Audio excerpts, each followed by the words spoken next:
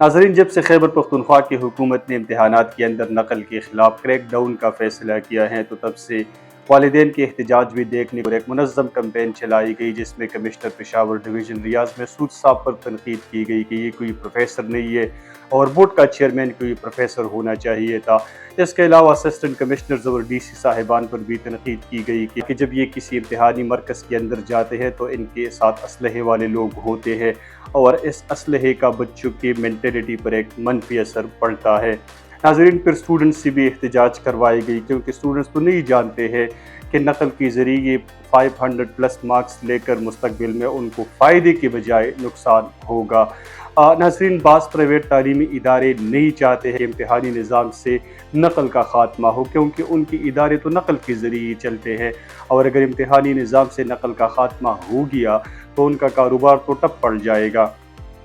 ناظرین، بعض پرائیویٹ تعلیمی ادارے وہی ماحول چاہتے ہیں کہ جس میں سیکریٹریٹ میں بیٹا ایک ذمہ دار شخص کسی انسپیکٹر کو کال کرواتا کہ اس فلاں حال کا انسپیکشن نہ کرے اور اس کو نقل کی کھلی چھٹی دے دی جائے۔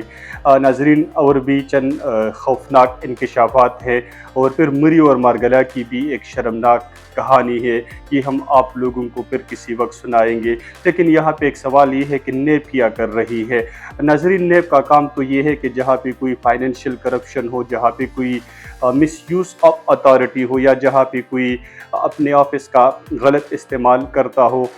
تو نیب کا کام یہ ہے کہ ایسے لوگوں کے خلاف تحقیقات کرے، ایسے لوگوں کے خلاف کارروائی کرے۔ تو نیب کو چاہیے کہ اس پوری مسئلے کا نوٹس لے لے، سیکریٹریٹ کے جو ذمہ دار اشخاص ہیں ان کے خلاف تحقیقات کرے اور ان کے خلاف کارروائی کرے۔ ناظرین، ایک سوال یہ ہے کہ کمشنر پشاور ڈویژن ریاض مسعود صاحب کا ایز اے بورڈ چیئرمین تو 3 ماہ کے لیے تھا، اور اگر 3 ماہ کے بعد ان کا ٹینیور ختم ہو گیا تو پھر کون بورڈ کا چیئرمین بنے گا؟ کوئی ایسا شخص تو نہیں بنے گا کہ دوبارہ نقل کا بازار گرم کرے، کیونکہ چند ماہ پہلے ایک پروفیسر صاحب کے بارے میں جھوٹی خبریں پلائی گئی تھی کہ یہ پشاور بورڈ کا چیئرمین بننے والا ہے، اور مختلف پرائیویٹ تعلیمی اداروں نے ان کو پارٹیاں دینی شروع کی، ان کو